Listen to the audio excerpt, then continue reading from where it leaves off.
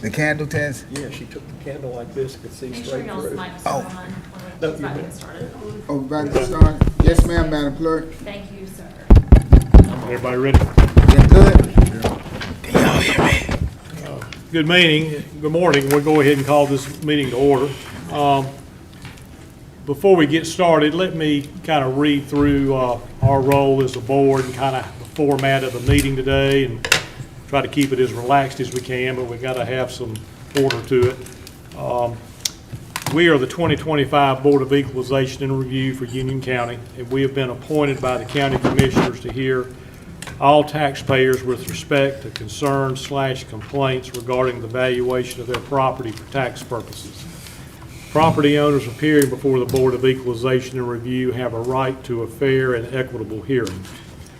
The Board of Equalization and Review has been charged with ensuring that the proper legal principles have been applied in a valuation dispute for tax purposes. So the format for the meeting, you'll come up front to the mic here, but before you speak, we'll have the county come up and they'll locate the property on the monitor so we're all looking at the same property. The book that's there is the same book that we have here, so we're all looking at it. Usually the pages are numbered in red if we get to referencing page numbers. At that time, just make sure you're speaking into the mic, and then you'll go ahead and present your information to the board. Normally give about 10 minutes. When it gets to be about 8 minutes, the clerk to my right, she'll give you a 2-minute warning to let you know your time's starting to run short. After you present your information, members of the board will have a chance to ask you questions. At that time, after that's over, you'll have a seat, and then the county will come up and do the same. They'll present their information. We'll have a chance to ask questions of the county. They'll then have a seat, and then we'll give you up to a 5-minute response time for any rebuttal comments you would like to make, okay? Keep in mind that the meeting is being recorded, and if you have any sales data that you're presenting, we need that data to be as of 1/1/25 or before. We cannot entertain any sales data after 1/1/25 since the property reevaluation is effective 1/1/25. All questions from either party need to be directed to me as chairman. After we hear all the taxpayers on the agenda today, we will then go into the deliberation phase of the hearing. You're welcome to stay for that. Sometimes it's short, sometimes it can get right lengthy, but leave that up to you. Irregardless, after we finish today, normally you'll be notified in writing from the county within about 30 days. By statute, the burden of proof is on the taxpayer to demonstrate that the assessment is erroneous. Only individual taxpayers or licensed residential or certified real estate appraisers licensed to do business in North Carolina may express an opinion of value of real property. No other persons, whether attorneys in fact, attorneys at law, or corporate representatives, are entitled to express an opinion of value of real property. So before we get started, are there any questions? If not, if you could make sure you have your cell phones either silenced or on vibrate, and we'll get started. All right, good morning. Okay. We Good will morning. start in your book 2. In book 2. Yes. We'll go straight to book 2, tab 8, which is going to be your first tab there. This is going to be for property key number 09177031B. The taxpayers are Mitchell and Kathleen Barbie. And I believe that Mr. Bennett is here this morning.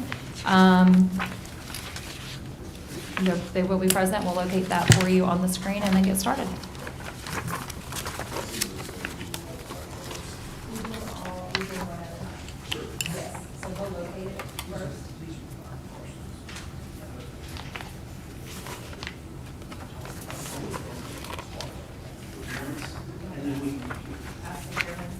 Mr. Chairman, these Yeah. parcels are, if you'll turn to page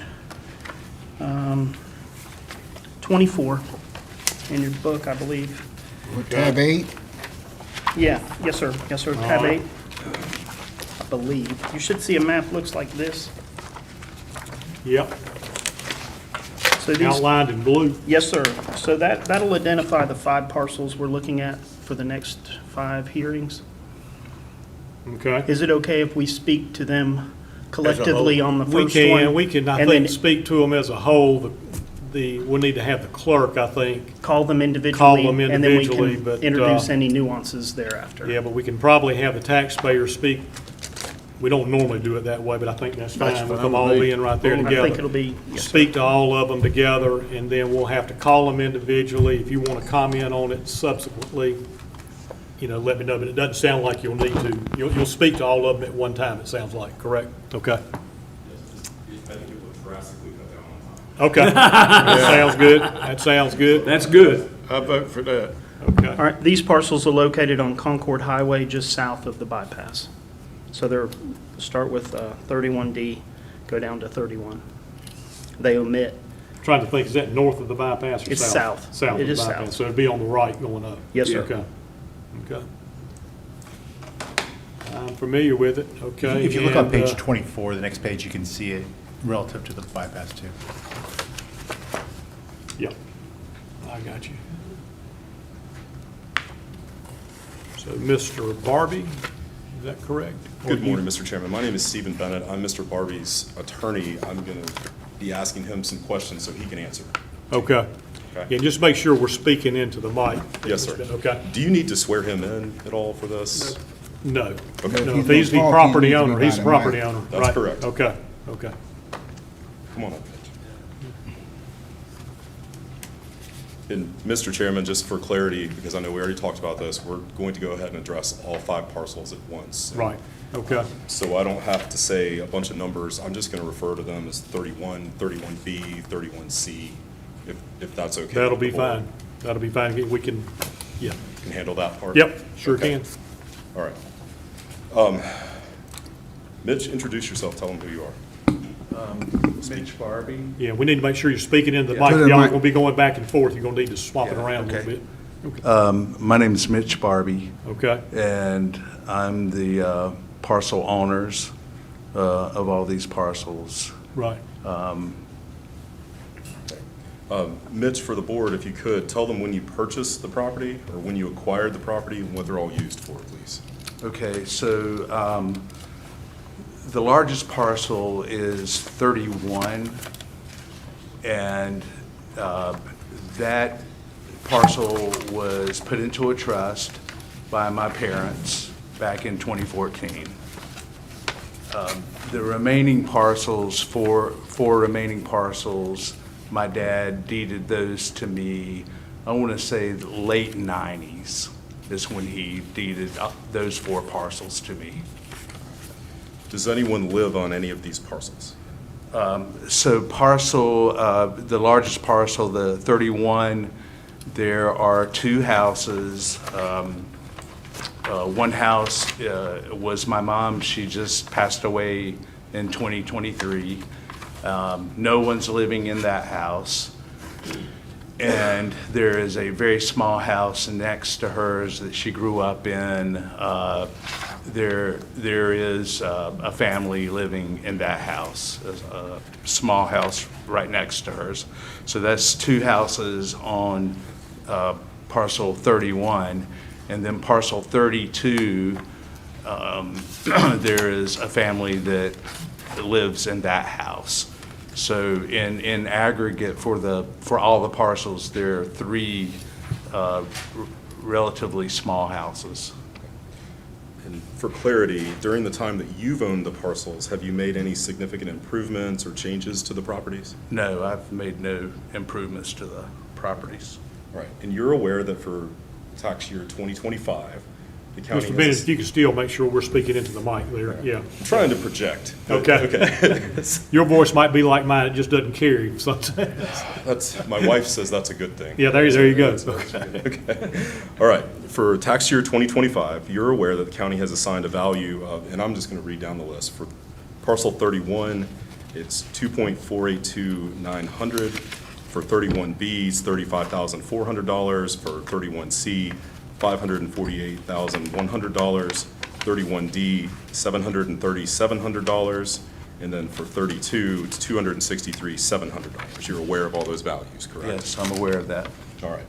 And for 31, for parcel 31, you are aware that that is a 290% increase from 2024, correct? From 2024, it is, And yes. for 31B, that is a 472% increase from 2024, correct? Yes, All right. For 31C, that is a 402% increase from 2024, correct? yes, For 31D, that's a 473% increase, correct? correct, And for 32, that's a 149% increase, correct? correct. What was your reaction when you were notified of this increase? Pretty shocked. I mean, I was shocked from 2023 to 2024 when the values doubled, so to speak, from 2023 to 2024. And then from 2024 to 2025, it's more than doubled, maybe tripled, but also shocked as well. Well, and let's talk about each one very briefly. For 31, the tax value in 23 was $394,200, correct? That's right. And now the county would like to value it at over close to $2.5 million, correct? Correct. Okay. And then for 31B, which is just a little sliver of land, right? Yes. All right. In 23, that was valued at $1,000, correct? Correct. All right. And now they want to value it at 3,540% more, correct? That's correct. All right. And that generally is the trend throughout all of these properties, right? Yes. Okay. And you're disputing the values, right? Correct. Okay. And during this process, you consulted with a local broker named Eric Story, correct? That's correct. All right. And Eric has submitted an affidavit in this matter, correct? Yes, All right. And that affidavit contains his opinion on value, does it not? it does. All right. And his opinion aligns with yours, correct? That's correct. All right. And of course, the board, just for reference, you guys have a copy of Eric's affidavit. I believe it was submitted. It was submitted on Friday. I think they handed it up this morning. Okay. All right. And Mr. I Story have it, is, Mr. Chairman. What page is that on? No, this is what they gave Oh, us. that's, This okay. is what they that's gave us. Okay. I have a couple copies. No. No, we got it. It was separate. We got it. Thank you, sir. And Mr. Story has offered his opinion on the value of parcel 31 at $868,535,50, correct? That's right. All right. Mr. Story's opinion on parcels 31C and parcel 31D is $156,716, correct? Correct. All right. Mr. Story values parcel 31B at $12,000, correct? That's correct. And finally, for parcel 32, he actually agrees with the value that the county has assessed, correct? Yes. All right.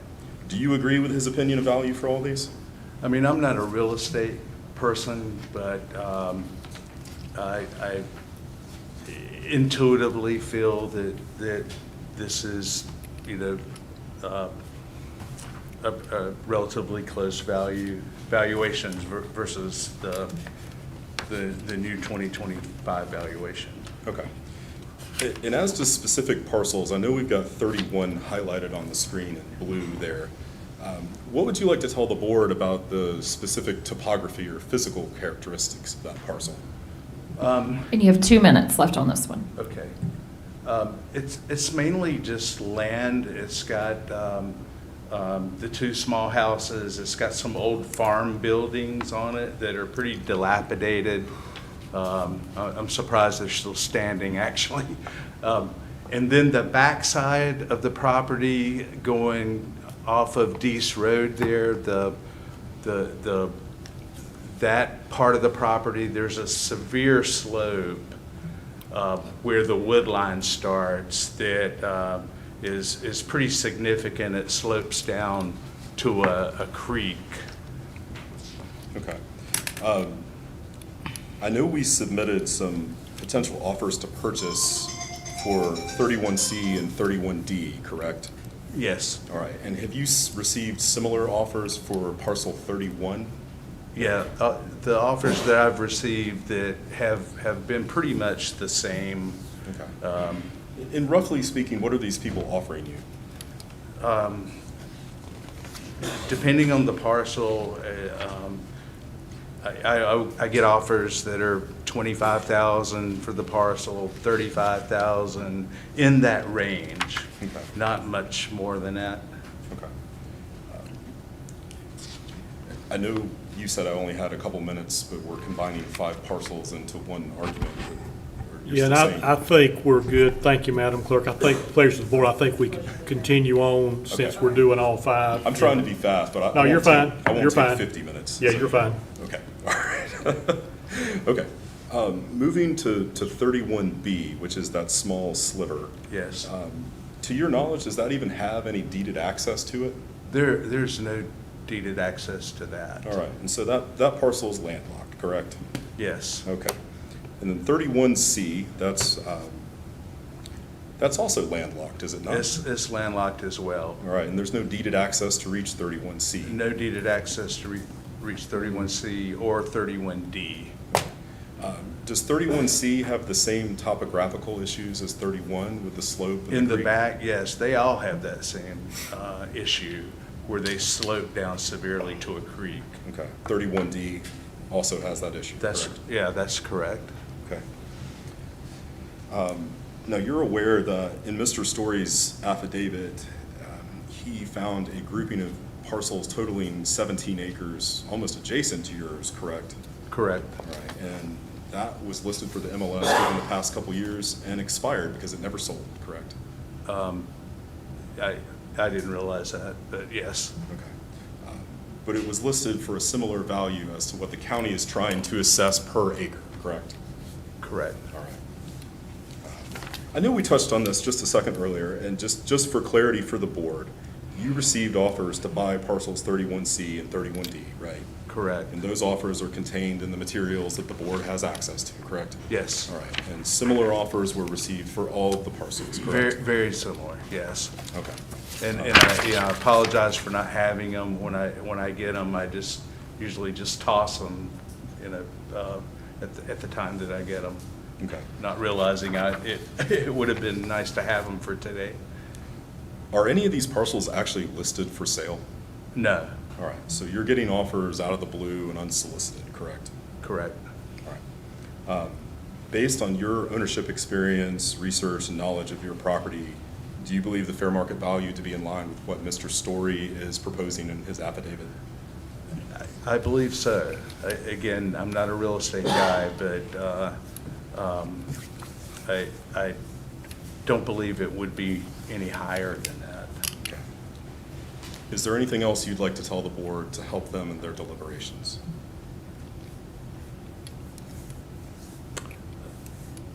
Nothing comes to mind. I'm willing to answer any questions. Okay. Thank you for the presentation there and the information here. I think as we question, as we go through it, maybe do them individually on each property. Good. I don't. What's the board's pleasure on that? You mean like right now, Mr. Chairman? As we ask questions of the Just taxpayer? specify which one you're asking Yeah, about. okay, I just think do if them you all at one time? Do it all at one, but if you have a particular question on one particular, We can Do it that identify that particular parcel. I'm good with that. Can I have an opportunity to be the first one to ask a question? You can. All right. You go ahead, Mr. Anscombe. Thank you. Chairman, do you want me to go ahead and just call them all in then and have the same, since we're going to touch on all of them? Yeah, call them all Yeah, in. that would Yeah. be good, That way- Mr. Chairman. Okay, good idea. Thank you, Madam Clerk. Absolutely. So the next property is going to be, was listed for hearing number 9. This is going to be for property key number 09177032. Mr. Barbie is the taxpayer. We also have hearing 10 for property key number 09177031C. Mitchell and Kathleen Barbie is the taxpayer. Hearing number 11, 09177031D. Mitchell and Kathleen Barbie as the taxpayer. And then lastly, hearing number 12 is for property key number 09177031. And we'll be talking about those Okay. all together, so Thank that you. makes it easier. Thank you. Okay, Mr. Ashcraft. Why have you not combined all those lots? You know, when you said like one's 31A, I mean, you got a 31A there, but all the other lots, why haven't you combined them? Do you know what I'm saying? I know what you're saying. Yeah. I'm asking him, why have you not done that? Sorry, you were looking at me. All right, Combining them, yeah. You wouldn't have this problem of like landlocked and stuff, would you? right. I mean, I you mean, said I that. basically inherited them from my parents. I understand. Not sure why they were parceled this way. Okay. And just have not given it attention. That's a great point. Yeah, but I would think about combining all of them. It would probably make a big difference. That was my only question. Go ahead. Okay, all right. Thank you, Mr. Ashcraft. Mr. Benson.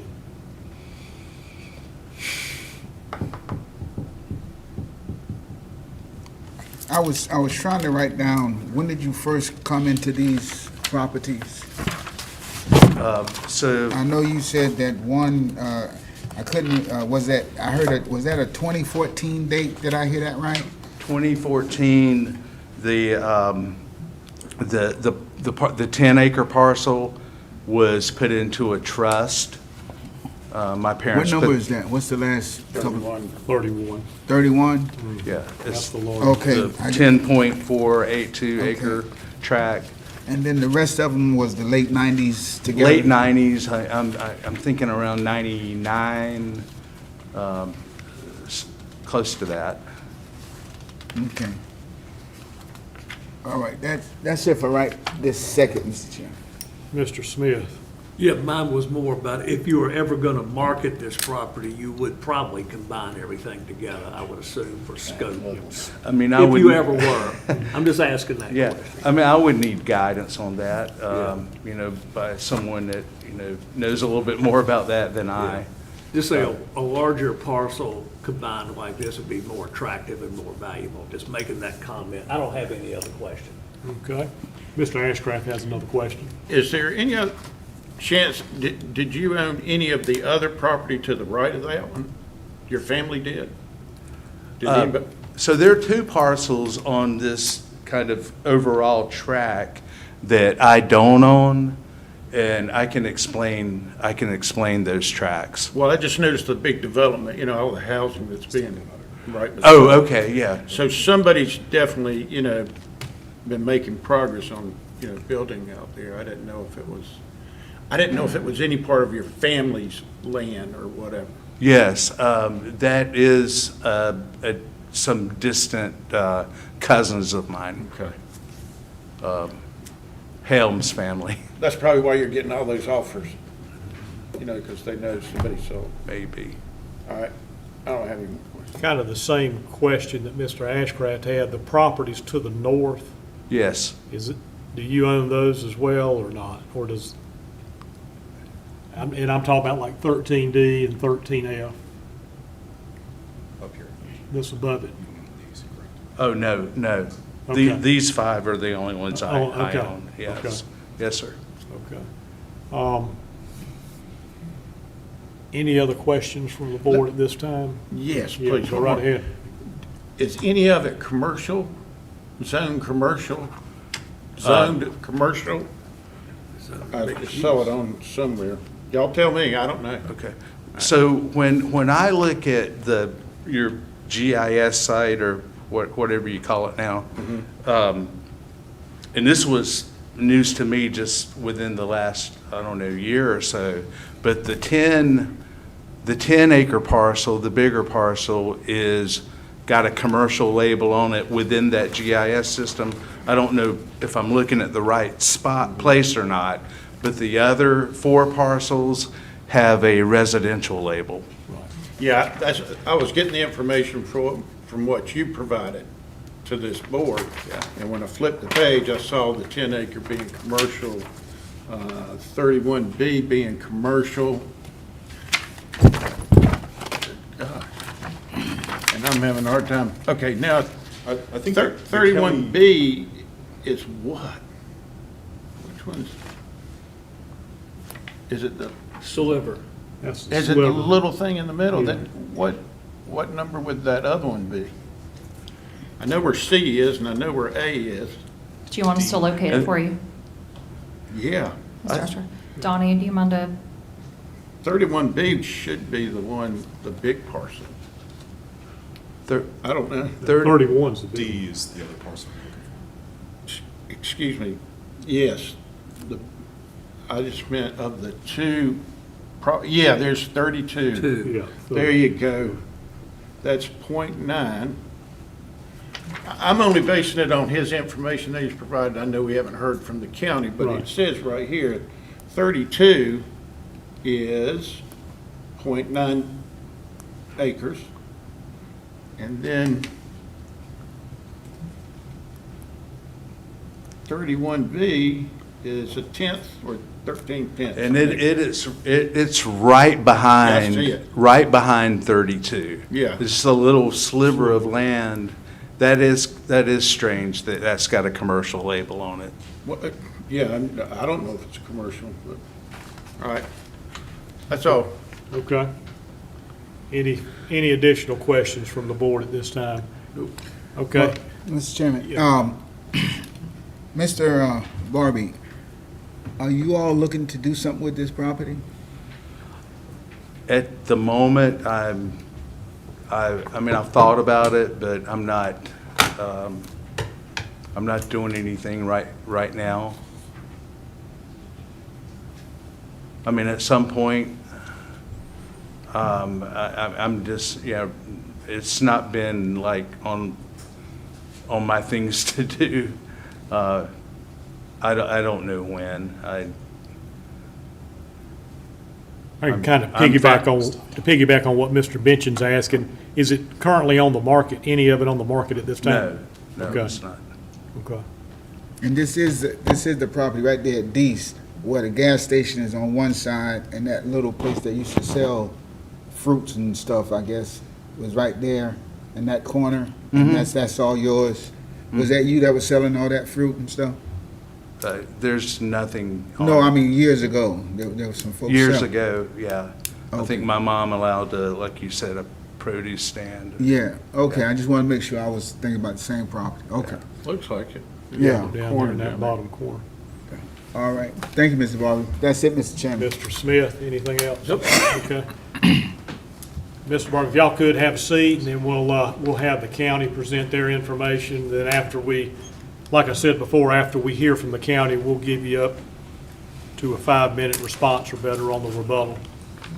And I hope the county, Mr. Chairman, is going to kind of do the same, kind of combining them all to kind of give us an overall view of it. Yeah. I didn't, Mr. Chairman, I'm going to talk ad nauseum on each one. Okay. He's ready to go this I morning. am ready to go. I got 700 sheets of paper. I am Yeah. ready to go. Okey doke. So you'll be able to do that? Yes, sir, Mr. I will Ziegler? combine all Okay. 5. Okay.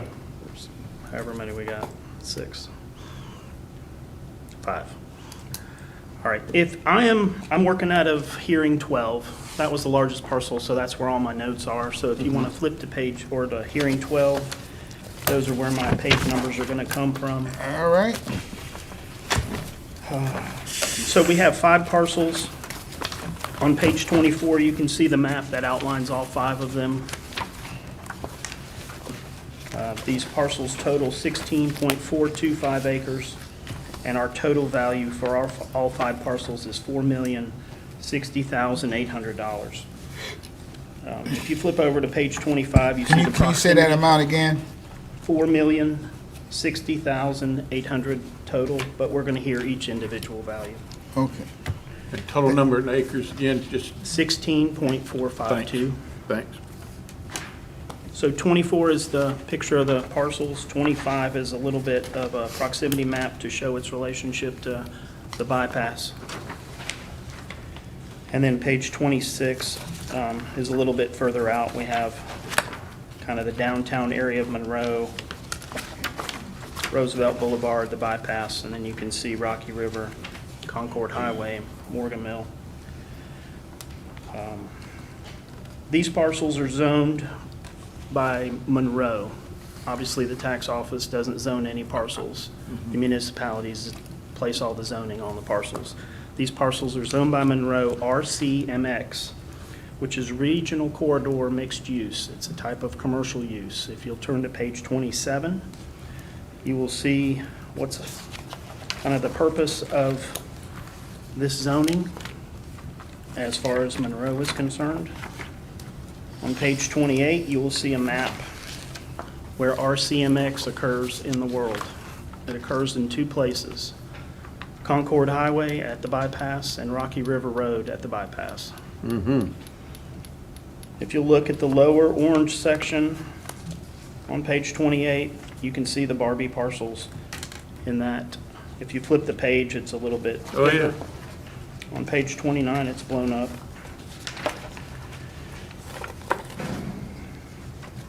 I have a blow up of both locations. 29 and 30 are Concord Highway and then the Rocky River Road zoning. This zoning was changed.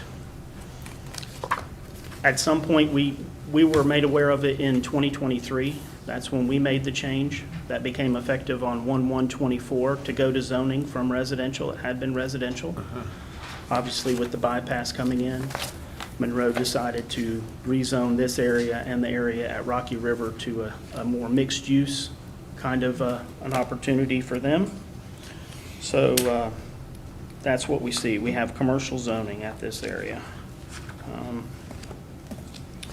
On page 42, you will see North Carolina Department of Transportation traffic counts from the year 2023. So just below the property, we're at 20,000 cars in '23, and just above the bypass, we're at 16,000 cars. And again, that's in 2023. That's the latest data they had. So certainly there's some traffic there.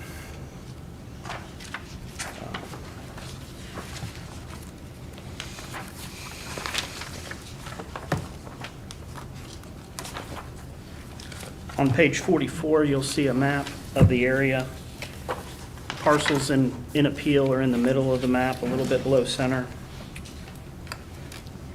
This map is illustrating where Rocky River, Concord Highway, and Morgan Mill are in relation to the bypass and Monroe proper. So what we see is we have the bypass coming in through undeveloped land, and now we have it's intersecting Rocky River going north, Concord Highway going north, and Morgan Mill going north. So what we're seeing at these three exits off of the bypass is commercial development. Morgan Mill, I believe, it's not the same zoning as this, but it's very similar, has the same uses. Rocky River and Concord Highway are exactly the same commercial zoning uses.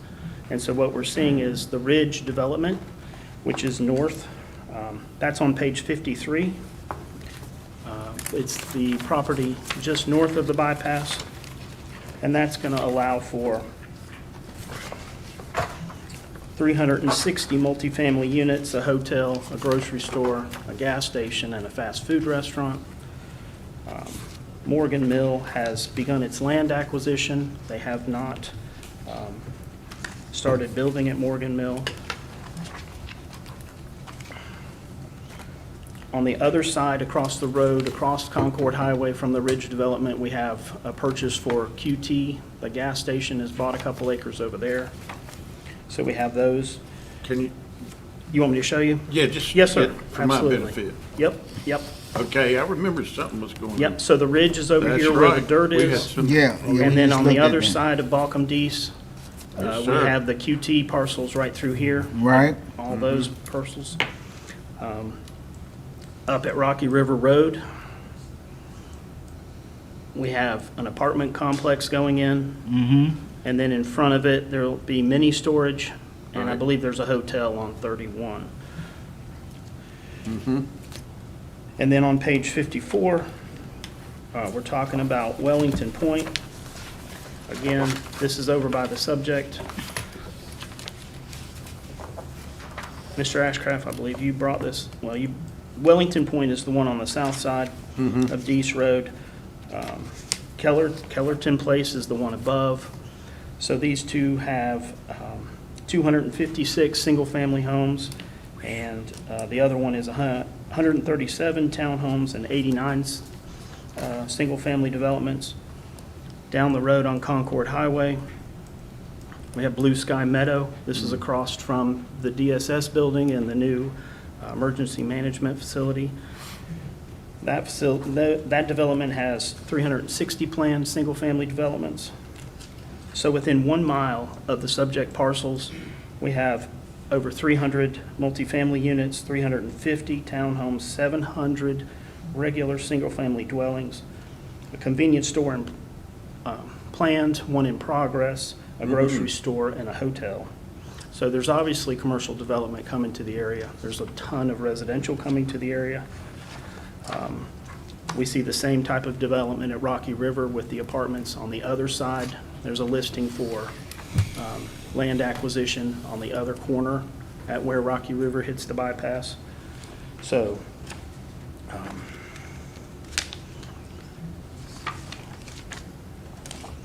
the unsolicited offers are just that the owner is receiving. If you own anything, you're going to get a letter in the mail saying somebody wants to buy it. Those letters are generally very low and probably why the owner is pitching them in the trash.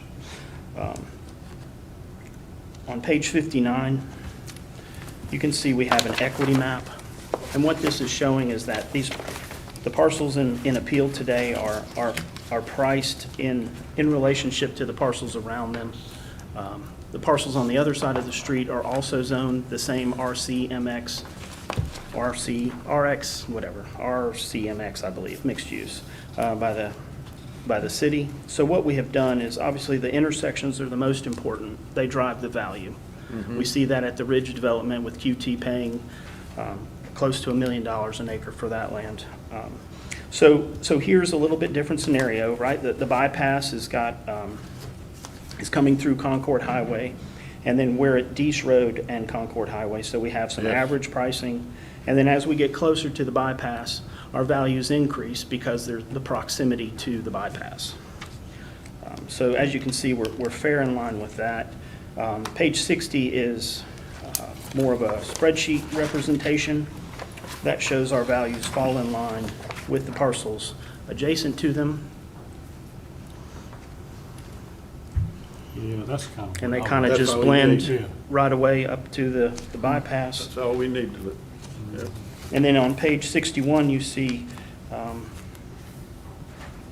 just our 25 values. So I really,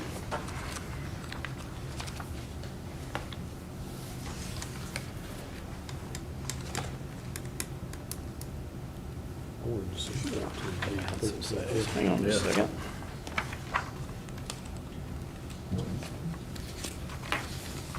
I'm sorry, on page 58, we have some sales. I thought so too. I thought What page? 58.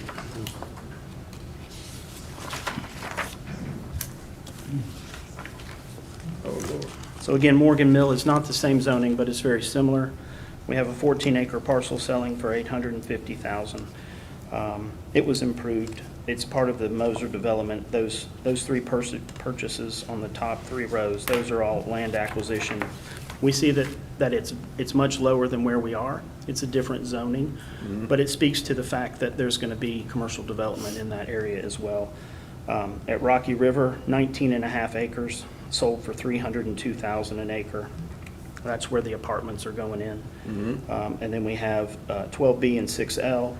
Those are the QT locations, $500,000 an acre. Look And there. then That's a lot. 8C is a residentially, it was residential at the time of sale, but it sold for, 71. But clearly, we're in line with the way the sales are.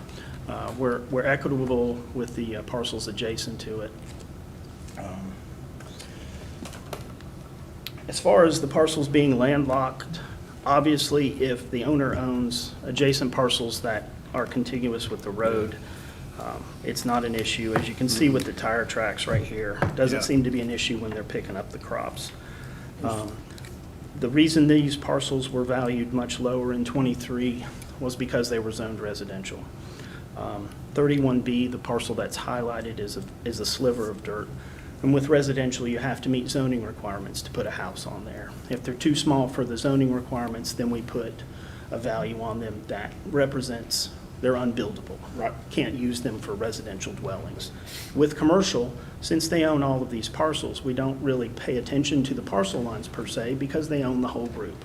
It's zoned commercial and they're going to sell it as a unit. They wouldn't keep an acre here or an acre there because they're going to get so much money for it, whether or not they sell or not. But they're going to be sold as a unit, maintained as a unit. Topography, as you are aware, is irrelevant really with commercial development. They overcome this with grading. The mini storage on Providence Road, if you're aware of that one, there's a 40-foot retaining wall holding back that parking lot. So it's not in question. So we haven't seen any evidence that supports a value change from where we currently are, and we're asking the board to uphold our values on all 5 of these parcels. Good job. Okay. Questions for the county, Mr. Benchin? I can come back to you since I hit you first, but I mean, Okay. That's, I'm good, Mr. Chairman. I'm just sitting here thinking about these, 5 parcels and the increase. So the county's contention is that the zoning changed, and therefore, when the zoning changed, the, assessment changed.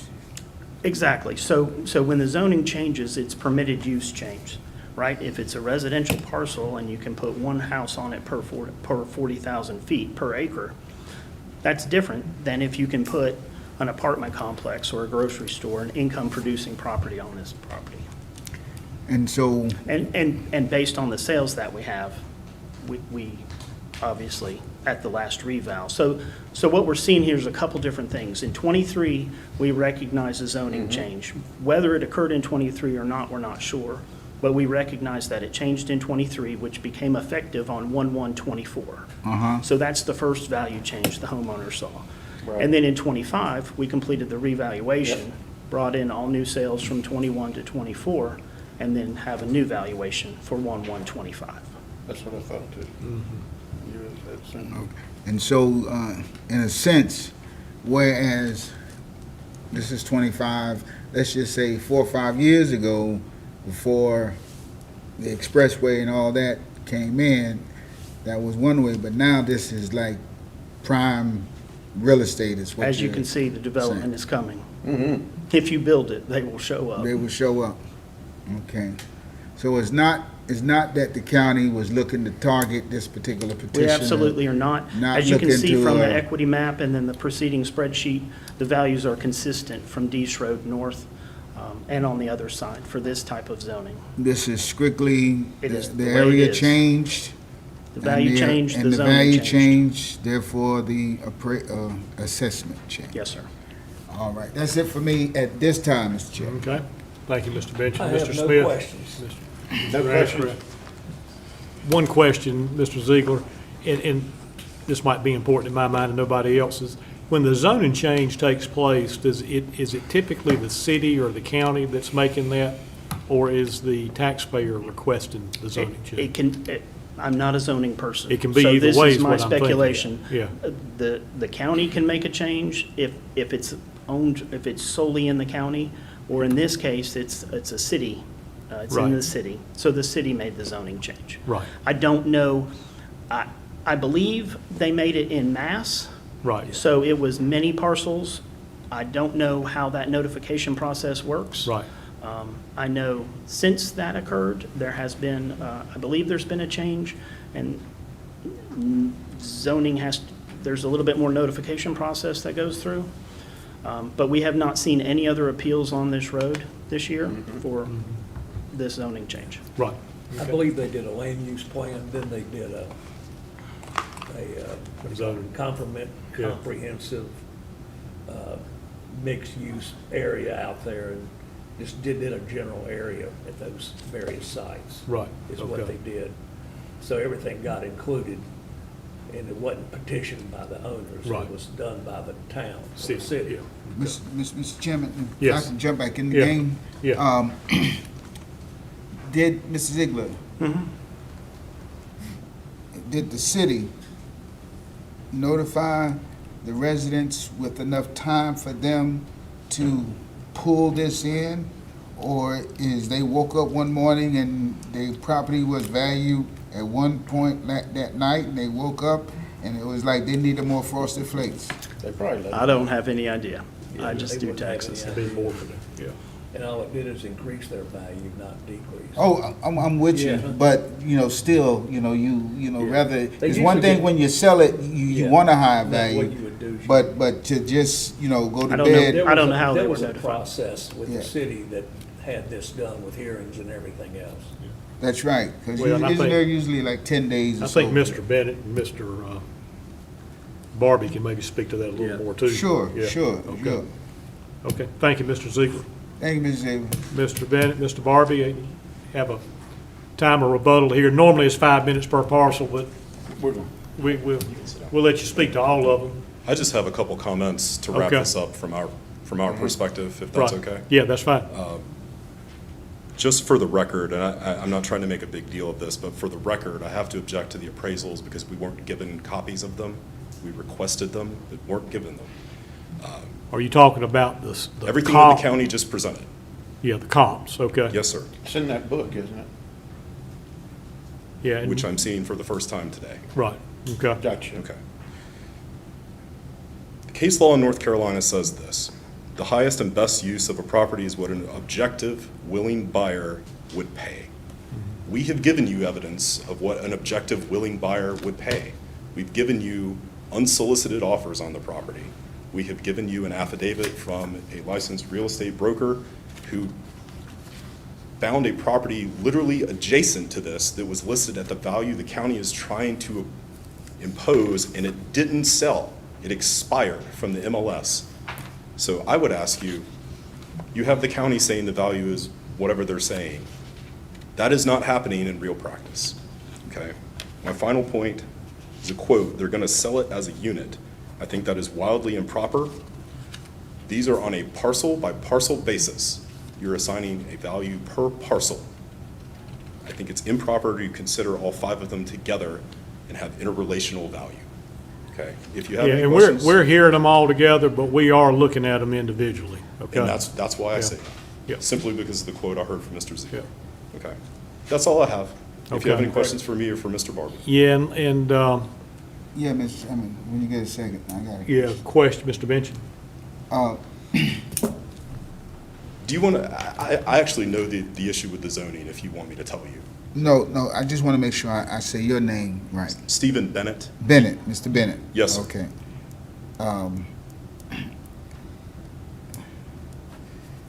Before I ask my question of Mr. Bennett, can I ask a question of Mr. Ziegler?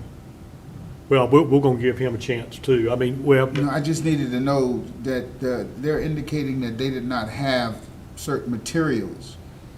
And that's relevant to my question, was gonna that get I him to just speak wanted on to that. see how that went. Mrs. Ziegler? Excuse me. Yeah, I emailed them to Mr. Bennett last Friday. All the information? Yep. And if you'll give me a minute, I'll go get the emails. okay. All right. Yeah. I'll actually, when we're finished, when you're going on another case, I'll bring the emails down for the. Yeah, see, because that's relevant to my point, because that's serious stuff to say they didn't receive something until. Right. well, I didn't receive that email.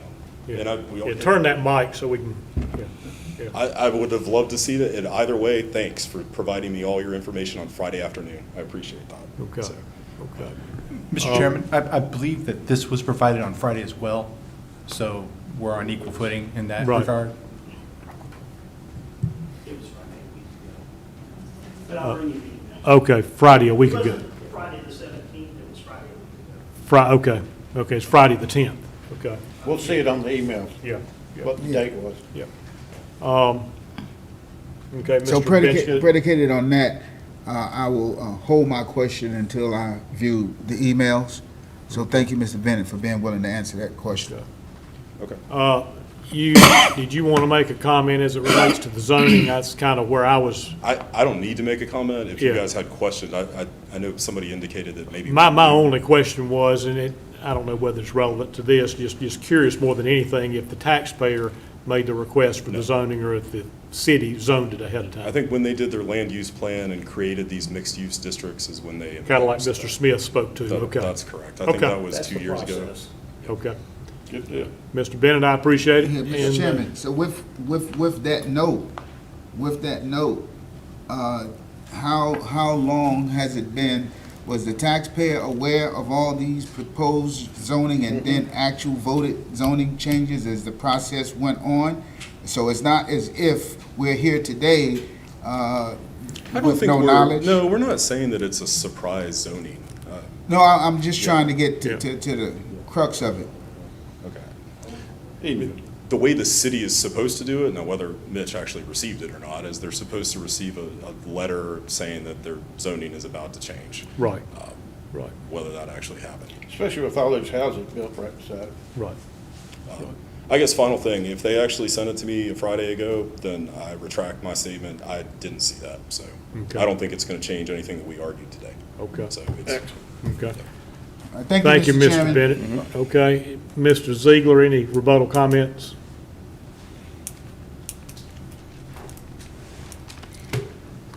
Yes, Mr. Chairman, the initial appeal was filed on May 27th, which was the day before the board's adjournment on May 28th. There have been 146 days in the calendar since then, and all we have received is an affidavit from a licensed real estate broker on Friday, 2 days ago. Okay. No appraisal, no offer of proof beyond an affidavit. So I don't think they have provided any information to substantiate a change in any of the 5 parcels. I And I'll be appreciate- happy to go get the emails. Yeah, it might just, so we can be, 100%. yeah, I think that, yeah, would be helpful. No Okay, problem. thank you for the clarification, Mr. Ziegler. Okay, I think we're done there. Okay, all righty. All right. Madam Clerk? We will move to hearing number 13. This is going to be for property key number 09198006. The taxpayer is Village Square Investors LLC. And there is somebody here today on their behalf. Okay. If the county can locate the property, please, and then, once they locate the property, sir, if you'll just state your name for the record.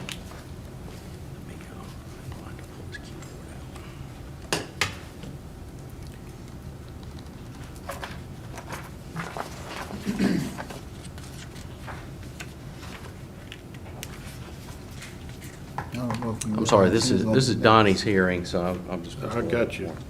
I saw it on there.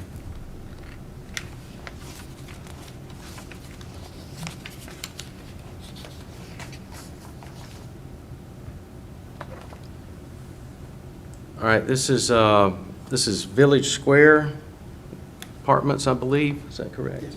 Okay. This will be on the south side of Sunset. Trying to find. Let's see, got up here. Y'all see that great-looking stadium? Yeah, Yeah, Yeah. okay, so where's Village does everybody Square? know where that is? I was waiting for Mr. Benson to throw that in. Yeah, this, Yeah, I think it's right here to the left. isn't it? down there close to Monroe Middle School. Yes. yes, Yeah. yes. I live remember right across Village the Square street from them. Apartments. Oh, do you? Okay. I did at one point, because I lived in the other apartments across the street. I forget the name of them. If you'll just state your name for the record for us, that'd be great. My name is Terry Landers, and I represent the owners of Village Square. Okay. Good morning, Mr. Landers. Good morning, sir. All righty. All right, Village Square, as you know the location, is a 90-unit apartment complex that was built in 1982. And in my analysis of this property, I looked at the income statements for the past 3 years. And over the last 3-year period, the net operating income has averaged $785,462.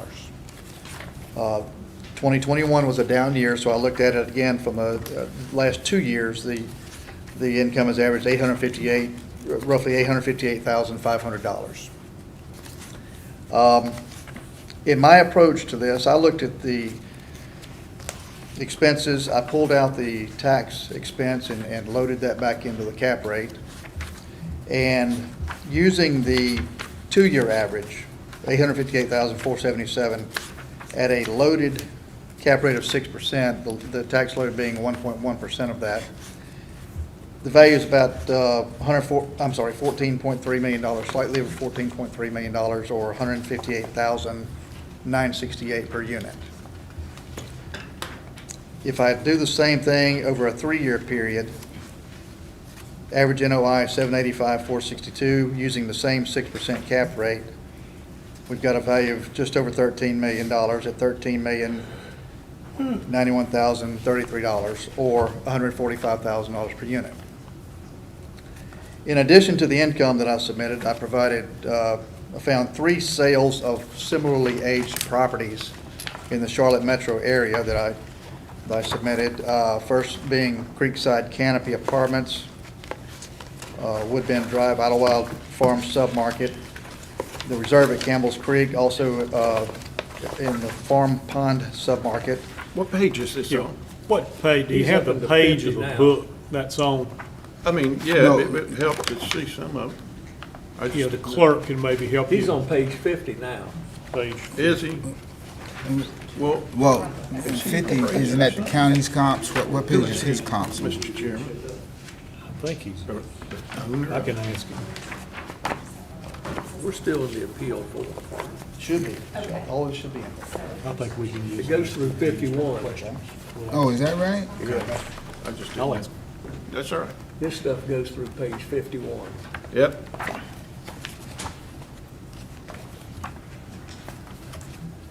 And Mr. Landers, for clarification, are you an appraiser? I'm a or- licensed appraiser in South End, North Carolina. Okay. Certified general appraiser. Certified general appraiser, North Carolina and South Carolina? Correct. Okay, thank you. Correct. Okay. The sales that I'm referencing here begin on page 46. Wait a minute. Okay. Thank you. Yes, sir. And the first 2 properties were sold as a combination of the 2 properties in one transaction. So if you look at the total transaction, the 2 properties built in 1982, same age as our subject. One property having 128 units, one property having 80 units. Sold for a total of $25,817,000, which is $124,120 per unit. And then the third sale that I provided, and that sale took place in 2024. Now, what page is that one on? I'm trying. Starts at page 46. So Okay, I'm on page 46, and that's, So now we on 50? nope, you should have 46 through all right. 51. 49 are the first 2 properties, That are your comps. correct? And then on page 50 Yep, Okay.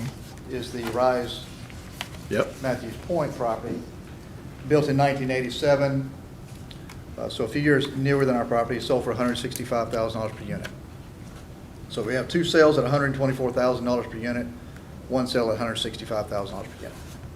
All those sales, again, took place in 2024. All right. The county currently has our property valued, based on the latest information that I have, at $16,150,000, which is $179,000 per unit. In their comparable sale information that they provided, they list 6 sales going back to 2021. The age of these properties ranges from 1972 to 2001, year built. And those sales range in price per unit from $138,000 to $195,755 per unit. I would contend that sales that took place in 2021 are not representative of today's market due to rising costs for property insurance primarily is the biggest cost increase, and excuse me, rising interest rates that have led to somewhat higher cap rates. In the county sale, using their sales, they've arrived at a value from their sales approach of $15,219,000 and $219,200. You said the county's value was what? The county's sales approach in the information they provided indicates a value of $15,219,200 or $169,102 per unit. And what page is that on? Is that on 63? That's from the county's information that they provided me, so I know, it would be 63. You're right. Began on page 63. Okay, that's right. I was right. Okay, go ahead. And you'll see their indicated value on page 72. I was 72.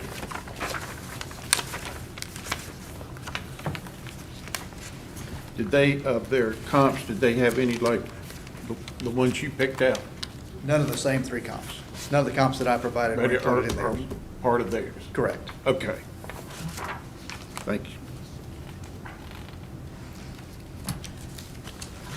Thanks. Okay. And from their income standpoint, I'm trying to find that in the book here. I think that's on page 70. Thank you. All right, thank you. Their income standpoint, it appears to me that they used the same approach from their income that I provided for the 2024 tax year by pulling out these tax expenses. But one thing that I did not see listed in there is anything factored in for reserves or for replacements, which from a lender would always require a certain amount per unit in reserves. And in my approach, I use $300 per unit, which is $27,000. And I don't see that accounted for in the county's approach. Isn't that in there on the third line under operating expenses there on page 70? I see repairs, but I don't know that it identifies reserves. Repair and replacement. Yeah, it doesn't say reserve, yeah. Correct. Okay.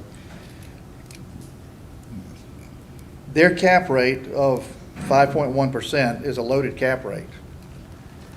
By backing out the tax load, you're basically looking at a 4.1% direct capitalization rate for a 1982 property. Again, back in 2019, 2020, we may have seen rates of that low, but the sales that I've shown have shown direct cap rates of 4.75 and higher. So I feel like a higher cap rate from the county standpoint and including the amount for reserves would justify a lower value than what their income approach indicates here.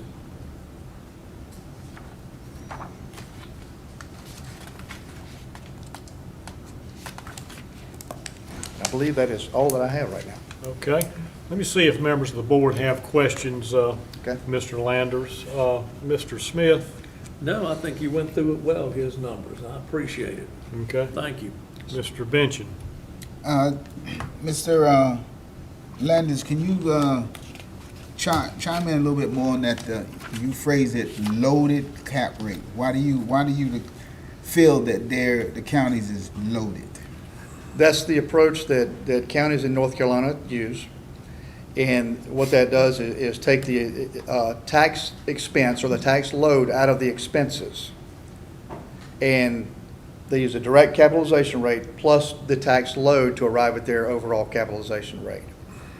In South Carolina, they use a straight capitalization rate, including the taxes and everything else in there. And it becomes an argument of kind of a catch-22, because by lowering the value, you lower the taxes, and by lowering the taxes, you lower you increase the NOI, and by it turns in, if you're increasing NOI, it increases the value. So it's by pulling the taxes out of that equation, it takes that part out.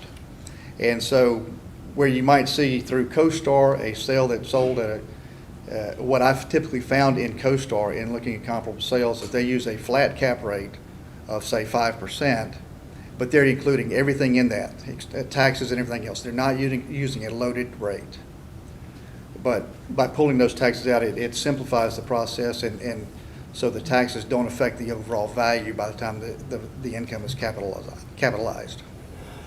So that this might be a difference of financial philosophy?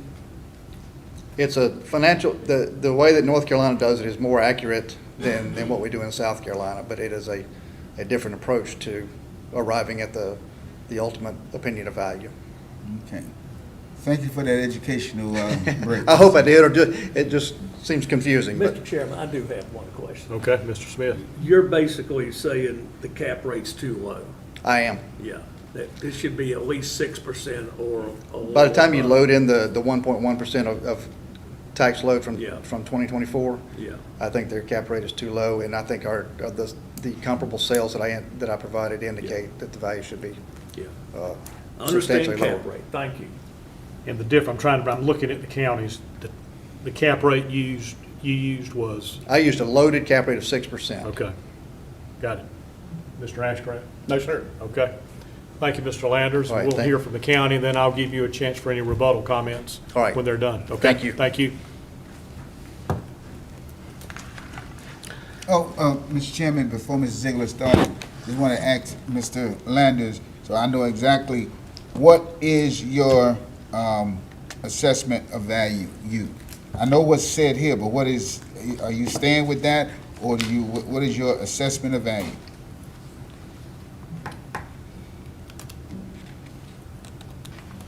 I have a range here, depending on if you use a 3-year average or 2-year average. The highest I have here, it ranges from $13,991,000 to $14.3 million. I would say that $14 million would be our request here. Okay. Okay, good. I just needed to know that. Okay. Thank you, Mr. Landers. That's it. Good. Mr. Thank you, Mr. Chairman. Mitchell. Mr. Ziegler? Sorry about that. I thought we were going to a different hearing. The Village Square apartments are on several parcels. Because we value them with income, we're just looking at 06 today, but they span a few parcels. They're on 10A, 6, 7, and 10. So, right through here.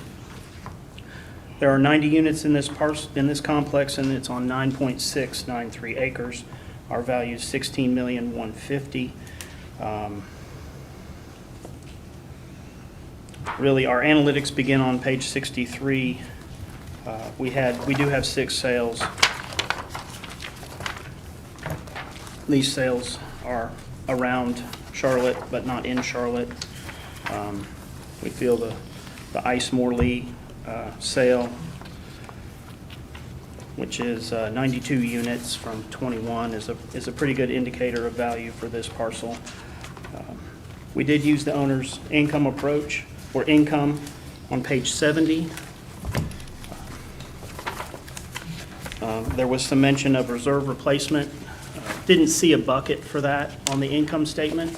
Generally, if you're going to be holding money back for reserve replacements, you're going to put that in a savings account and store it for when you need to pay for the replacements. Did not see that, but did see a repair and replacement line item, so we obviously included that. Our net operating income is $928,000. Roughly, if you do take the $28,000 out for this reserve replacement bucket, it makes the income 17.6 using our cap rate. Our cap rate is loaded. When we built the model for the revaluation, we used 3 data sources for this information and then compiled a number we felt that best fit these types of properties. So 5.1 is a loaded cap rate for us. The sales comparison, as you can see, is lower than the income. And on page 72 is the compilation of our values.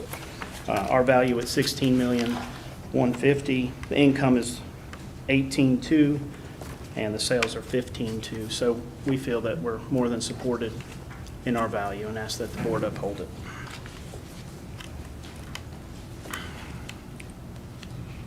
Okay. Questions for the county, Mr. Ashcraft? Mr. Ziegler, how much of his presentation did you miss? Nothing, I heard it. You heard him all? Yes, sir. Okay, good. I don't have any questions. Mr. Benson? I thought my good friend was going somewhere when he asked that question. But I'll answer it because I think I have the same question, and if I'm pulling from his mind, he can let me know later. But in listening to his presentation, Mrs. Ziegler, and listening to Mr. Landers' presentation, did you find where there may be some common ground?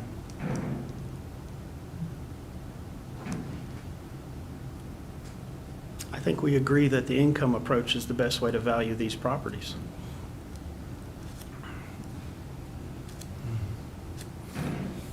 Thank you. Mr. Smith? Do you use the 5.1 cap rate for all apartment buildings in the county? No, sir, not for all of them, but for, What is the range you use? I think it is 5.06 to close to 6, but not at it. Okay. And you didn't pick up the three sales that he referenced? I did. See those? Those are in Charlotte. Yeah. Yeah. Those property, Charlotte acts is a different animal than the surrounding parcels for us. I mean, we they would see- act a bit more different than Concord or places Yeah, way further outside. and Yeah, be- let me and look at be in these. higher value than the ones in Charlotte? It's a different animal. The first Idlewild Farms is heavily inundated. Farm Pond right there near it. These places are much more population dense than I think where we are. And then we've got a Matthews, obviously very close to where we are. Yeah, they're But- close. That's why They're I very asked close. versus Concord or other places. Very way close in further your out. build, I would agree. I just don't, we just stay out of Charlotte as a practice. Okay, thank you. And to kind of, I'm kind of still more on the income approach and relying on it, but when you get to the sales comps, what the taxpayer presented, I mean, was a lot more recent than what the county had, I think. And I know those are late for the reval, but I mean, November 24 and Sure, those, absolutely. and kind of Obviously- getting away from that 21 area. Understand? Yeah, and commercial is obviously much more different than residential. Yeah. And there's a lot more things to think about, loan rates, all that sort of thing. Right. What we're trying to do, when we come up here, is we're trying to give you a picture of what we were looking at for the reval as we're building the model. Mr. Bench? No, no one, and Mr. Ziegler, you are so thorough in your assessment. That's why I asked that question. Sure. Because all of you all are, but I've watched you enough. Can you say I'm better than Joe, just a little bit? Yeah. More confident, A more little confident. competition thing. Y'all know I'm a politician, Yes, sir. and y'all have a great team. Thank you, thank you. And y'all know I didn't say a word, did I? You're over there shaking your I head. didn't say a word. That's why I was asking, how did you view his? Because Mr. Landers, in his presentation, and again, as I'm looking at the two, that's why I wanted to know specifically what his mark was. I know what it said here, but I heard him say some things, and I wanted to see where he wound up. And he doesn't seem to be, too far, too far off the range that you are. That's why I was trying to assess, because maybe he may initially said that, and I can see why there would be a pushback. But it seemed like the more he investigated it himself, he got closer to you all. Sure. So that's why I was just trying to ascertain if in his presentation, there was some commonalities that may have been able to. Yeah, if we could have come to if we could have figured something out, we wouldn't be here today. We're also trying to maintain equity among similar parcels in the county. So coming in unusually low on one or different valuation model than we used on a similar parcel just brings more hearings next year. All right, thank you. Okay. Mr. Ashcraft? I'm good. Okay. Thank you, Mrs. Ziegler. Mr. Landers, you have any rebuttal comments? Excuse me, just real quickly, in relation to the comparable sales, I do feel like the sales that we have provided are obviously in Charlotte or in the Charlotte metro. They're closer in proximity to than Cabarrus or Gaston County, and they're 2024 sales, which I think are much more recent, more indicative of the market at that time, as of the date of appraisal. Okay. I do have, any questions? No, Mr. Smith? He's answered my It's all question. yours, Mr. Chairman. Mr. Landers, and we may have just gone right over it. The math on your income approach, is it in here? Yes, it should be. So I can kind of compare, I'm trying to, I don't know, if you could tell me what page it's on, I don't know if I went right over it or not. I just kind of want to see the math layout line by line as compared to the counties. When we get into deliberation. All of the income statements begin on page 17. Right, but I'm talking about the calculation of your income approach.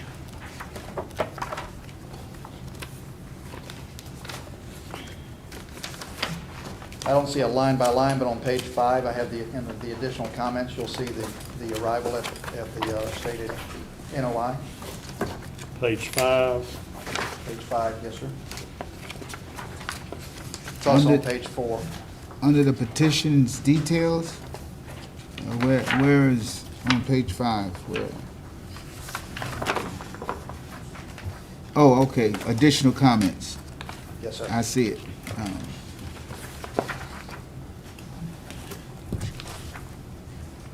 Okay. Yeah, I just kind of wanted to know, I wanted to be able to, if we get into deliberations, maybe look at those. Okay. Okay?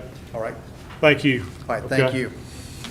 Mr. Ziegler, any rebuttal comments? Okay, we're good there. All right, Madam Clerk? All right, we will go to hearing number 14. This is for property key number 07114-016. The taxpayer is MREF3 Indian Trail LLC and MREF2 Indian Trail LLC, and there is a representative here today. You with us?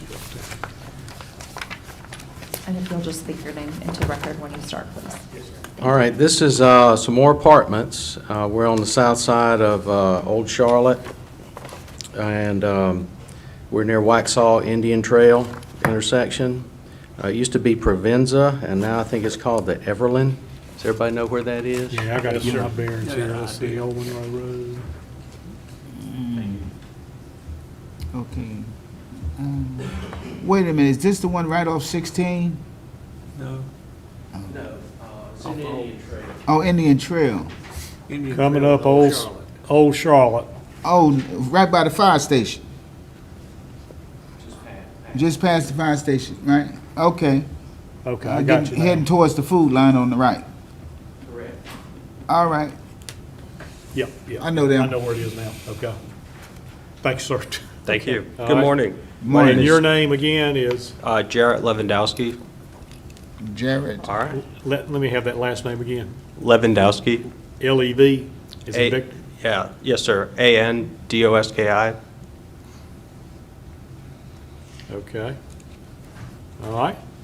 Yes, as stated, this is a apartment complex. There's 204 units, and it was a 2017 year built. I have the property address as 1021 Glen Valley Lane, and parcels 07114016. And I work for Alliance Tax Advisors representing the property owner. So I submitted evidence twice. Half of it was the same, but I added additional information. But the evidence I'm going to go over is at the end. It starts on page 124 of tab 14. 124. Okay.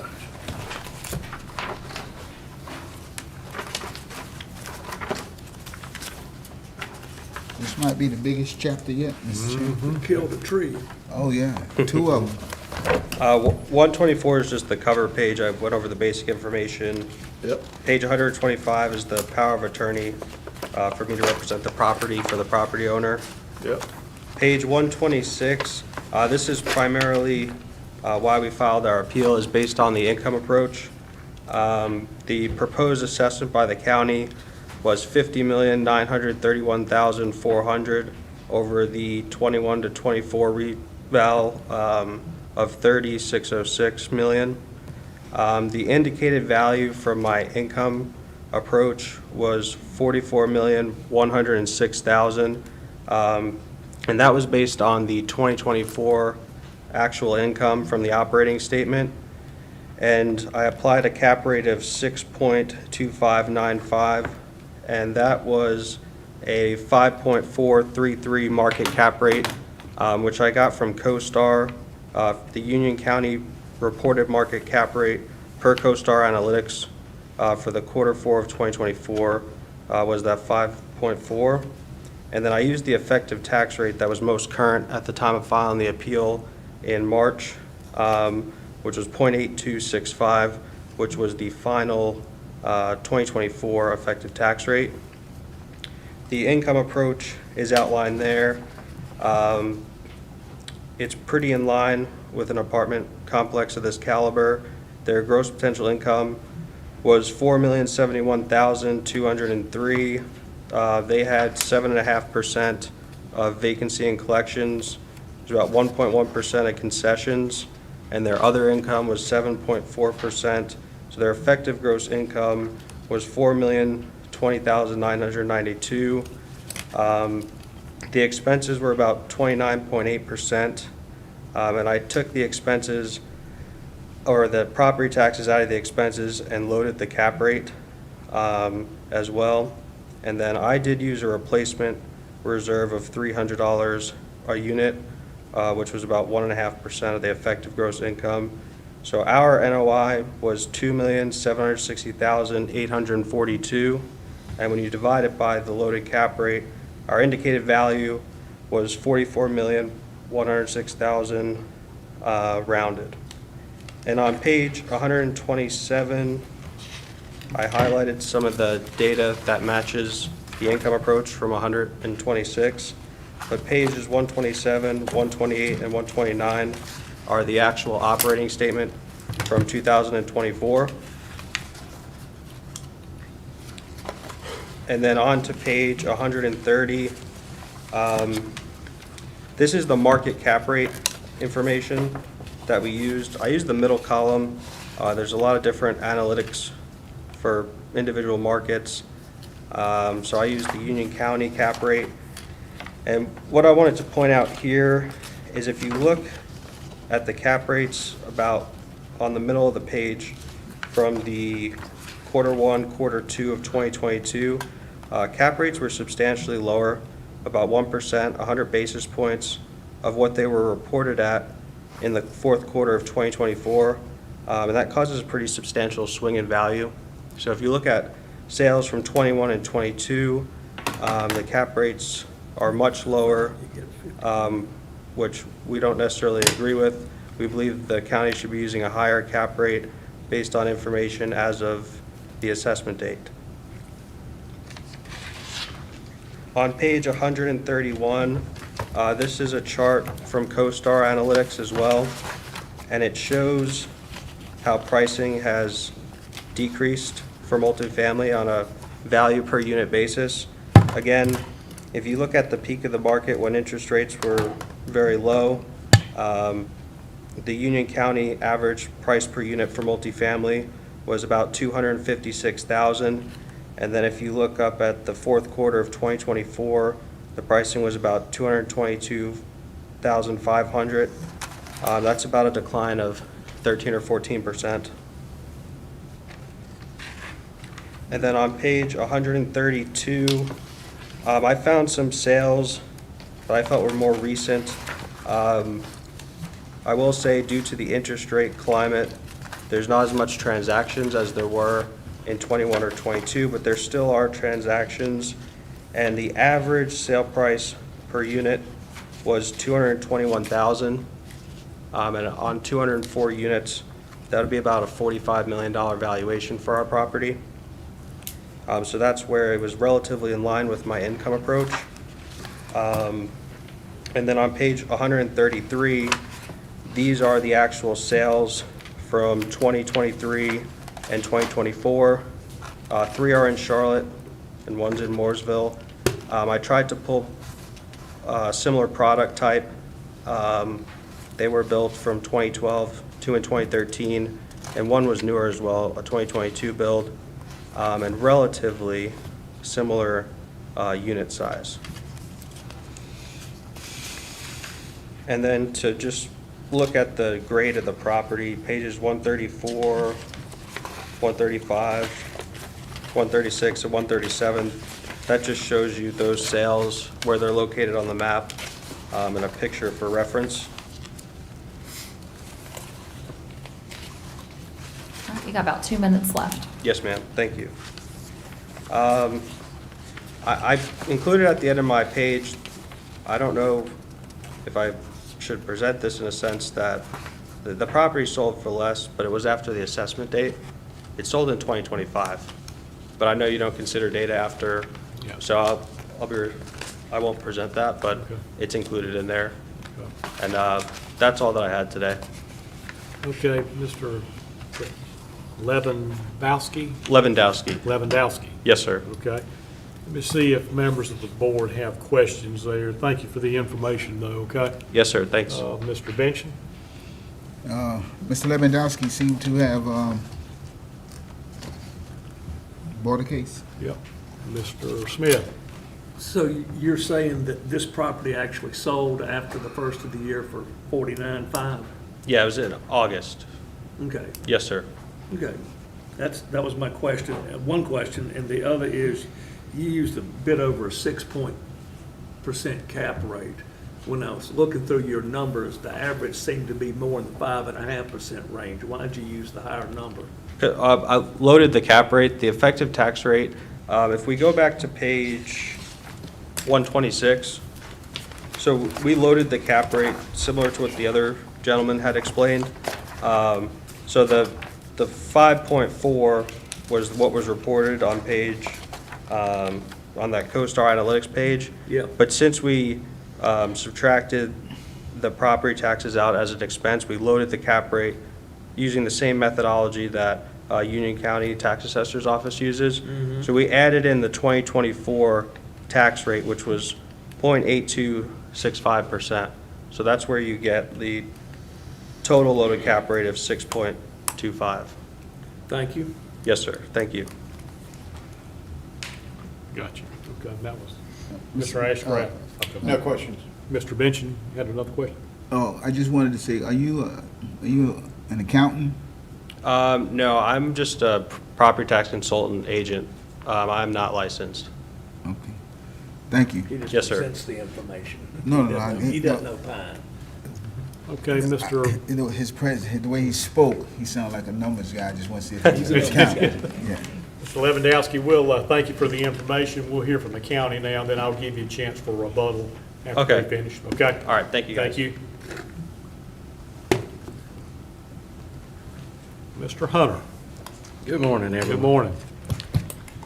All right, I'm going to clear the air about cap rates and loaded and unloaded. We're Yeah, gonna that's- get to the bottom of it here. I wish we could compare apples to apples, but Yeah. start hearing these cap rates Everything's loaded, and apples unloaded. and I don't know, yeah. All Well- right. I'm getting my paper ready. To derive our cap rates, we used a combination of CoStar, TREP, and real data, 3 different sources that reported loaded cap rates. I emailed CoStar And and define asked. loaded. Loaded is where the effective tax rate is added back into the cap rate that's reported. For the income. For the income, yes. I emailed CoStar themselves and I said, okay, when you report, are you reporting a loaded tax rate or an unloaded? Their response is, it is a loaded tax rate. So we're not going to double load a rate here. So what we're seeing from CoStar and what the appellant has provided is a loaded rate at 5.4. We're at 5.1. We used the 5.1 and we estimated what the income was to determine this value. Now we have an actual income. So what we did was said, okay, let's use their actual income and run it at a 5.4 instead of a 5.1. We still come up at $51 million with the actuals. So we are above that, and I can show it here. We can look at some pages. On the appellant's information on 126. Oh, I'm right there. Me too. We, What page using number it, did you say? 126. All right. Got it. Using that, the net operating income and using, like I say, if we use a 5.245, which is higher than ours, and it's also indicated on the appellant's information that he originally provided. I believe that was on page, our original, 46. See what we, on page 36, if you turn back to 30, I'm sorry to make you turn back and forth, but we have two sets of information here.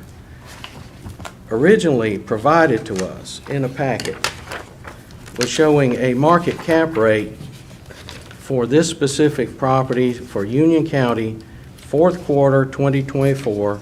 It's the third was highlighted, where they had highlighted Union County 5.433 and 5.245.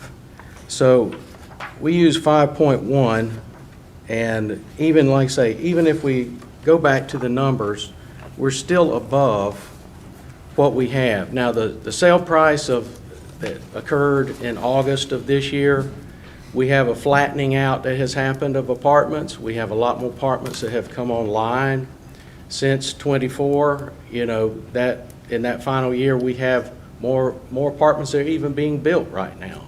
So the apartment growth has stabilized. This was the hottest time period for apartments we've seen in decades. We saw cap rates as low as in the 4s on some of these sales. I even have some of the sales that I've got, that I pulled, that were actual Union County sales themselves. Beginning on page 132 is well, let's see, that's his, I'm sorry. 132 were his sales.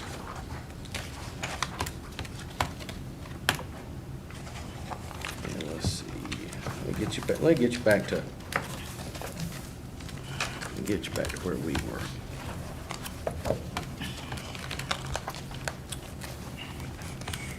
Get my act together here.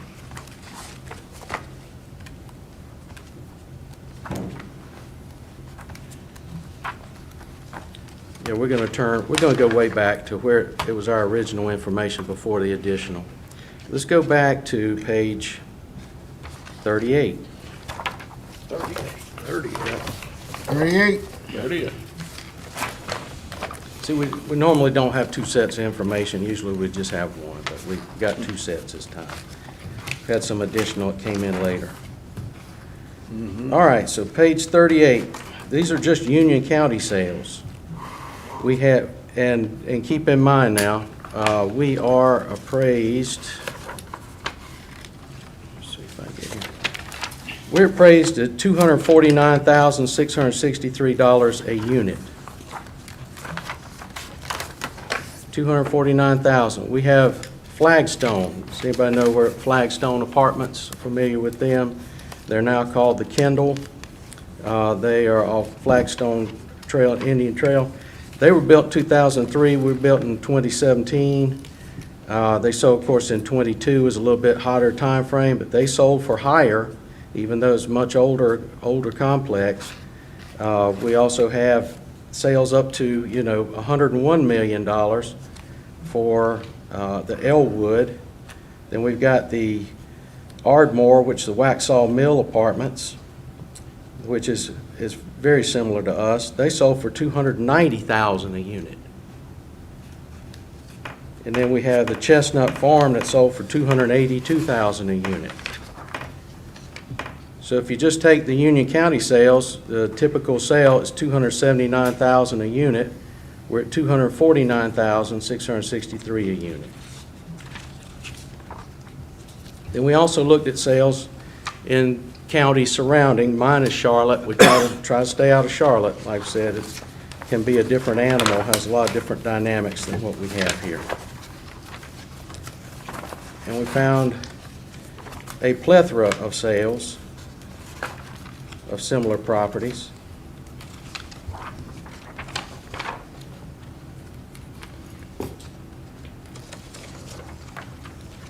That indicated a cap rate of 4.3% and $266,381 a unit.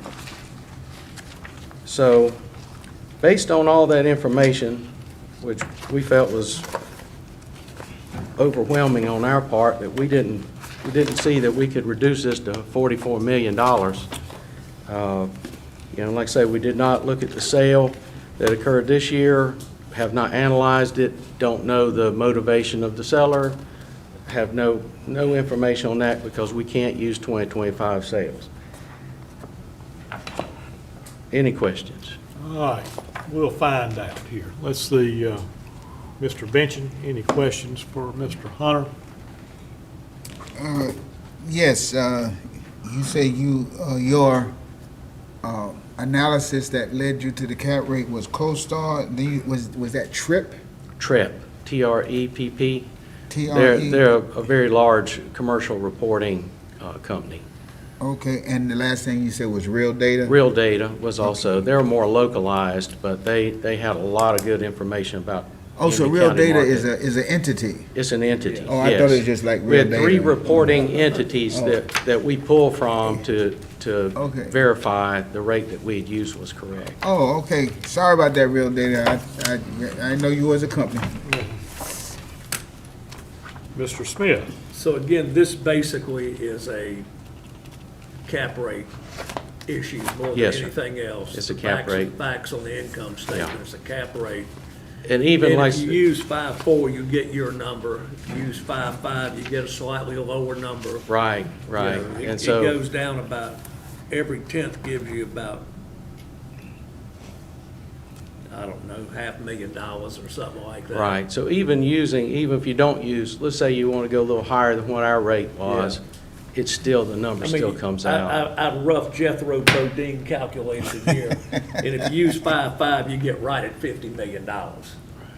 Is the way I looked at it. Right. So, Yeah. so we're still, I mean, this is using actual numbers. Yep. No, I Now understand. it's just see, when we first got our number, that was just us estimating, which we feel like was a pretty good estimate. Yeah. Because now we've got real numbers, real cap rates, and we feel like we're still right on board with where it should be Yeah. for, I'll 2024. just say for the appellant, I'm glad we actually get real numbers because that makes a real Yes. difference for us. Amen. Yes. And That's all I have. Mr. Ashcraft? No, sir. Go Okay. ahead. To that point, I mean, the county is hanging their hat on the value on the income approach. And we're just really dealing, and I think, I can let the taxpayer speak again in the rebuttal comments. I think the taxpayer is too, it's just a difference in the cap rate. There's difference in the Right. cap rate, even if you raise the cap rate. Right, so We we're hearing used this it, stuff it's about gonna comparable still- sales, and that's good to hear, but Yes. really, it's the income approach we're dealing with here. That's correct. Okay, okay. Thank you very much, Mr. Hunter. Mr. Lewandowski, you have any rebuttal comments that you'd like to make?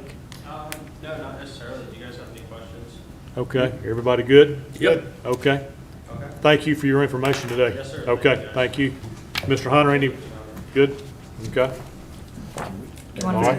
take a 5-minute Yeah, break? if we're done, let's take a 5-minute recess. Thank you, sir. Can call 8 pounds, 2 ounces. That's a pretty good sized baby, isn't it? That's good. That's good. Yeah, that's real good. That's big. Yeah, kept looking at it, so I guess nobody else is here. I think we're done.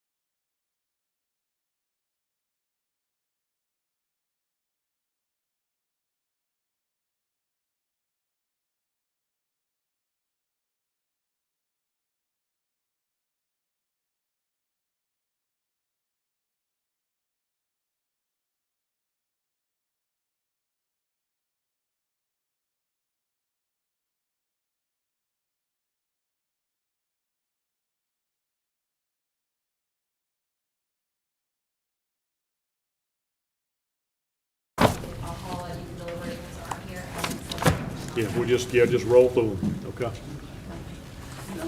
Okay. We are on, okay, so we'll call the meeting back to order. All right, we will go to hearing number 1. This is for property key number 09405004. The taxpayer is Michael and Ruth Roden. They are not present, but they have requested that the board review their appeal information that was submitted in your booklet today before making a decision. Book 1. Yeah, Moving Hubble. Willoughby Road. Do you want me to speak to it at Yeah, all? if you could, that'd be great. Okay, yeah, it's 6 acres. The parcel number is 09405-004. It's Willoughby Road, it's in Monroe. Looking at the aerial map, there was no influences, no flooding noted. As far as the appeal is concerned, it's on pages 3 through 7, and then there was some aerial pictures. Appellant provided data on pages 12 through 15 and 17 through 20. They didn't really provide, I reviewed it, I didn't see any market data provided. They own 4D too, right? They do own 4D and Do they I'll, happen to own 45? I'm not sure. I do know that we are going to be discussing 4D Yep, right after this. I know. All right. But I didn't see any indication, even when I reviewed it, that would lead me to believe that the value should be changed.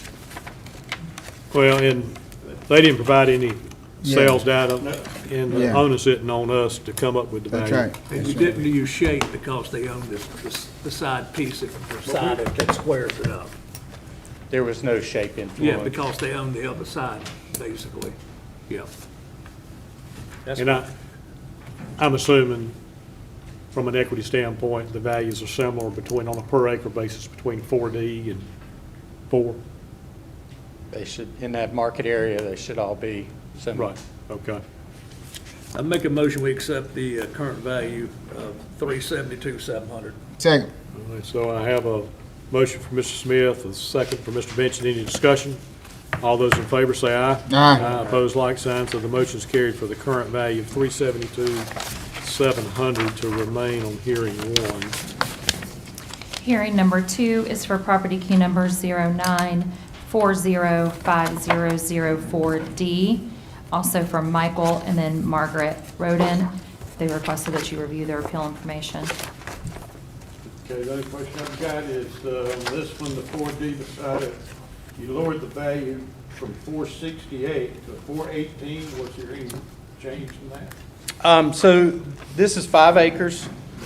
It's a modular home. Oh, there is a, Yep, so it's 821 Willoughby Road. The appeal pages are, the appellant pages are pages 3 through 10, and then there's some additional pages 15 through 20. So I did, there's photos on page 15. I did run a market analysis report, which was on pages 29 and 31, and that is what the value change was based on. So it is a different, I reran it, I looked at it, based on it being a modular home. When I pulled the market analysis report, 2 of the comps are modular homes. This particular property is an average minus quality. So you'll see comp number 6 is an average minus quality. The other ones were adjusted for appropriately. okay. Mr. Chairman. Being that we went over the other property, the taxpayer doesn't have an opinion of value on here, I make a motion, we accept the new current value, 418,500. So I have a Second. motion for Mr. Ashcraft, a second for Mr. Smith. Any discussion? All those in favor say aye. Aye. Opposed, like sign. So the motion is carried for the current value of 418,500 to remain on hearing 2. Hearing number 3 is for property key number 06213047. The taxpayer is Providence Estates 53 LLC, and they are not present today. Make a motion, Mr. Chairman, we accept the current value of $500,100. So I have a motion from Mr. Ashcraft, second from Mr. Smith. Any discussion? All those in favor say aye. Aye. Opposed, like sign. So the motion is carried for the current value to remain at $500,100 on hearing 3. Hearing number 4 is for property key number 06213049. The owner is Union Lancaster Land LLC, and they are not present today. What's the pleasure of the board? Make a motion, we accept the current value of $512,900. I have a motion from Mr. Ashcraft. Do I have a second? Second. Second from Mr. Benchett. Any discussion? All those in favor say aye. Aye. Opposed, like sign. So the motion is carried for the current value of $512,900 to remain on hearing 4. Hearing number 5 is for property key number 08051003A. The taxpayer is D&L Farms LLC, and they are not present today. Okay. It's the pleasure of the board here. I make a motion, we accept the county's valuation at $993,600. I have a motion from Mr. Second. Smith, a second from Mr. Ashcraft. Any discussion? All those in favor say aye. Aye. Opposed, like sign. So the motion is carried for the current value of $993,600 to remain on hearing 5. Hearing number 6 is for property key number 08219010A. The taxpayer is CF Master Limited Partnership. They are not present today. What's the pleasure of the board? I'll make the motion. Okay. We accept the current value of We $649,900. have a motion Second. from Mr. Smith, second from Mr. Benchett. Any discussion? All those in favor say aye. Aye. Opposed, like sign. So the motion is carried for the current value of $649,900 to remain on hearing 6. Hearing number 7 is for property key number 08225015. The taxpayer is CF Master Limited Partnership. They are not present today. Mr. Chairman, make a motion that we accept the current value of $4,087,700. Okay, so I have a motion from Mr. Benchett and a second from Mr. Ashcraft. Any discussion? All those in favor say aye. Aye. Opposed, like sign. So the motion is carried for the current value of $4,087,700 to remain on hearing 7. Hearing number 8, property key number 09177031B. This was from Mitchell and Kathleen Barbie, who was present today, along with their attorney, Mr. Stephen Bennett, and they did present today. Mr. Chairman, I guess we can't combine all these, can we? No, we need to No. roll through Gotta them go through individually. each and every, Yeah. right, I make a motion, we accept the county's current value of $35,400. So I have a Second. motion from Mr. Ashcraft, a second from Mr. Smith. Any discussion? All those in favor say aye. Aye. Opposed, like sign. So the motion is carried for the current value of $35,400 to remain on hearing 8. For hearing number 9, this was for property key number 09177032. Taxpayers were Mitchell and Kathleen Barbie. Mr. Barbie was here today, along with his attorney, Stephen Bennett, and they did present today. Okay. What's the pleasure of the board here? I'll make a motion that we accept current value of $263,700. Second. Motion from Mr. Smith, second from Mr. Benchett. Any discussion? All those in favor say aye. Aye. Opposed, like sign. So the motion is carried for the current value of $263,700 to remain on hearing 9. Hearing number 10 was for property key number 09177031C. Taxpayers Mitchell and Kathleen Barbie. Mr. Barbie was here along with his attorney, Stephen Bennett, and they did present today. Mr. Chairman, I make a motion we accept the current value of the county at $548,100. So I have a motion from Mr. Benchett, Second. second from Mr. Smith. Any discussion? All those in favor say aye. Aye. Opposed, like sign. So the motion is carried for the current value of $548,100 to remain on hearing 10. Hearing number 11 was for property key number 177031D. Taxpayers Mitchell and Kathleen Barbie. Mr. Barbie was present today, along with Mr. Stephen Bennett, his attorney, and they did present.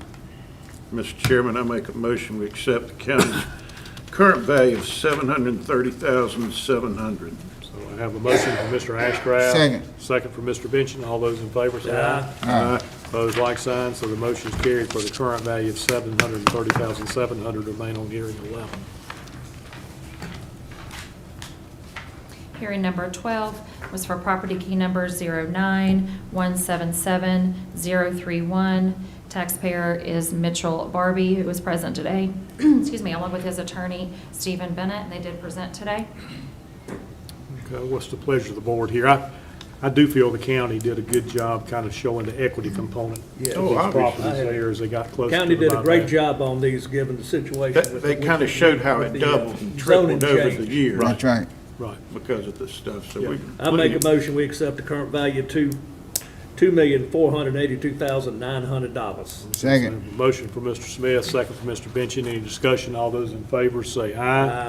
Aye. Opposed, like sign. So the motion is carried for the current value of $2,482,900 to remain on hearing 12.